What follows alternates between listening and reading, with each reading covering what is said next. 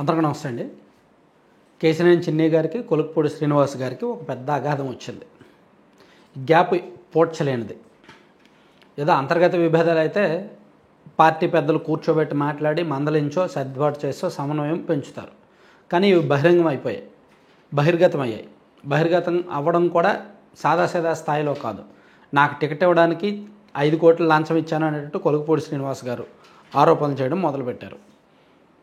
అలాగే వైసీపీ వాళ్ళని తీసుకొచ్చి టీడీపీలో చేర్చుకొని వాళ్ళకు పనులు చేస్తున్నారు, నియోజకవర్గంలో తెలుగుదేశం పార్టీని చెడగొడుతున్నారు అనేటట్టు ఎంపీ గారి వర్గం మీద కొలుకుపూడి శ్రీనివాస్ గారు తీవ్రమైన ఆరోపణలు చేస్తున్నారు. అదే టైంలో కేశినేని చిన్ని గారు కూడా అప్పట్లో నేను దేవుడిని ఇప్పుడు దెయ్యాన్న, సో ఎవరు కోవర్టులు అనేది పార్టీకి తెలుసు, ఎవరు కోవర్టులు అనేది ప్రజలకు కూడా తెలుసు అనేటట్టు దానికి కౌంటర్ చేస్తున్నారు.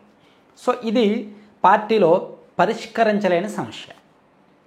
అందుకే యాక్చువల్లీ పల్లా శ్రీనివాస్ గారు ఇద్దరిని కూడా కూర్చోబెట్టి మాట్లాడడానికి చూసినప్పటికీ సీఎం గారి వరకు విషయం వెళ్ళడంతో ఆయన సీరియస్ అసలు దీనిలో వీళ్ళని మనం కూర్చోబెట్టి మాట్లాడేది అంటే అవసరం లేదు, నేను వచ్చిన తర్వాత చూసుకుంటాను వీళ్ళ పని అని చెప్పారు. సో దాంతో కొలుకుపూడి శ్రీనివాస్ గారిని ఏమైనా సస్పెండ్ చేస్తారేమో, ఎందుకంటే ఆయన ఎమ్మెల్యేగా గెలిచినప్పటి నుంచి అనేక వివాదాలు చుట్టుముడుతూనే ఉన్నాయి.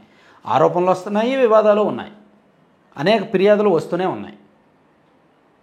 సో అనేక వర్గాలను ఆయన ఇబ్బంది పెడుతున్నారని లోకల్లో టాక్ కూడా అలాగే ఉంది. సో టీడీపీ క్యాడర్లోనే చాలా వరకు ఆయన దూరం అయ్యారు. ఆయనకంటూ సెపరేట్ వర్గం ఉన్నప్పటికీ వ్యతిరేక వర్గం కూడా అంతే బలంగా ఉంది ఆ నియోజకవర్గంలో. పోనీ కేశినేని చిన్ని గారు ఏమైనా తక్కువ, ఆయన కూడా తక్కువ కాదు.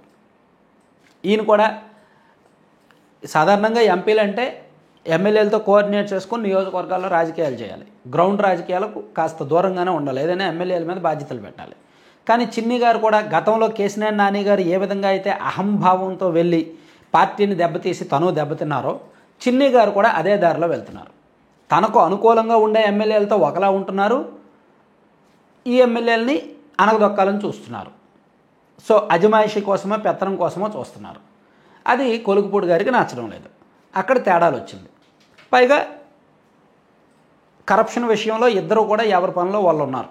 ఏ ఒక్కరు నిజాయితీ పరులనైతే నేను సర్టిఫికేట్ ఇవ్వదలుచుకోలేదు, ఇవ్వను కూడా. ఎందుకంటే జరగాల్సినవి అన్నీ జరిగిపోతున్నాయి, విజయవాడ పార్లమెంట్ పరిధిలో జరగాల్సినవి జరిగిపోతున్నాయి అన్నమాట.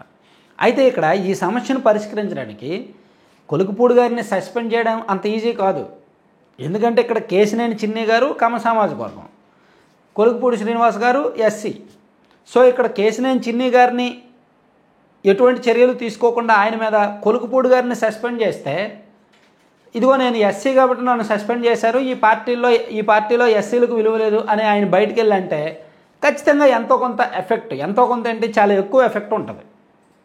మేబీ పరిస్థితి డెప్త్గా స్టడీ చేసిన వాళ్ళకో, లేదా అక్కడ ఆయన గురించి తెలిసిన వాళ్ళకో, అక్కడ గ్రౌండ్ రియాలిటీ తెలిసిన వాళ్ళకో అమ్మయ్య కొలుకుపూడి గారిని సస్పెండ్ చేసి మంచి చేశారని అనుకుంటారు, ఆయన్ని సస్పెండ్ చేయడం మంచిదే అనుకుంటారు.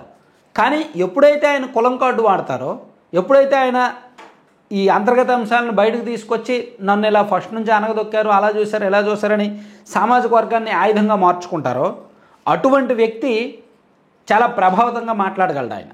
ఆయన మంచి మాటకారి, చదువుకున్న వ్యక్తి, తెలివైనోడు, సో విపరీతమైన మేధస్సు ఉంది, అటు ఇటు మాట్లాడగల దిట్ట. కాబట్టి ఆయన ఖచ్చితంగా పార్టీని ఇబ్బంది పెట్టేలా, పార్టీని డిఫెన్స్లోకి వెళ్ళిపోయేలా తన కులాన్ని తను రాజకీయంగా వాడుకోగలడు. సో ఆ విషయం పార్టీ పెద్దలకు తెలుసు. అందుకని కొలుకుపూడి గారిని సస్పెండ్ చేసి చేతులు దులుపుకోలేరు. పోనీ కొలుకుపూడిని అండ్ కేశినేని చిన్నిని ఇద్దరిని సస్పెండ్ చేయాలంటే కేశినేని చిన్ని గారు పార్టీ పెద్దలకు అత్యంత సన్నిహితులుగా ఉన్నారు, లోకేష్ గారి టీంలో కీలకంగా ఉన్నారు.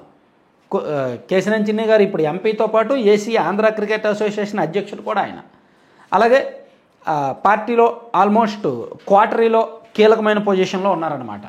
సో ఆయన పార్టీ పరంగా కీ డెసిషన్స్లో ఆయన ఉన్నారు. అలాగే కొన్ని అంతర్గత వ్యవహారాలు నడిపిస్తున్నారు, పైరువేలు లాబింగుల్లో కూడా కీలక స్థానంలో ఉన్నారు. సో ఆయన్ను పార్టీ నుంచి బయటకు పంపించలేరు.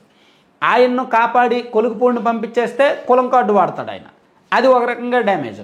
ఇద్దరిని పంపించేంత సాహసం చేయలేరు. పోనీ ఇద్దరిని కూర్చోబెట్టి మాట్లాడదామంటే కొలుకుపూడి మళ్ళీ ప్రతి నెల ఏదో ఒక పెంట పెట్టే టైపు, ఏదో ఇక్కడితో ఇలా అయిపోయింది ఇంకా నెక్స్ట్ నుంచి ఇంకేమీ రావు అనుకోవడానికి లేదు. ఆయన ప్రతి నెల ఏదో ఒక ఇష్యూ రైజ్ అవుతూనే ఉంటుంది. అది ఆరోపణ కావచ్చు, ఫిర్యాదు కావచ్చు, ఇటువంటి కాంట్రవర్సీ కావచ్చు, ఏదో ఒక విధంగా ఆయన తలనొప్పి తీసుకొస్తూనే ఉంటాడు అన్నమాట పార్టీకి. సో ఇది చంద్రబాబు గారి నాయకత్వానికి, చంద్రబాబు గారి అనుభవానికి, చంద్రబాబు గారి సమర్థతకు, చంద్రబాబు గారి ట్రబుల్ షూటింగ్ మెథడాలజీకి ఇది ఒక పెద్ద పరీక్ష అన్నమాట. అంత ఆషామాషిగా సాల్వ్ చేసేది అయితే కాదు.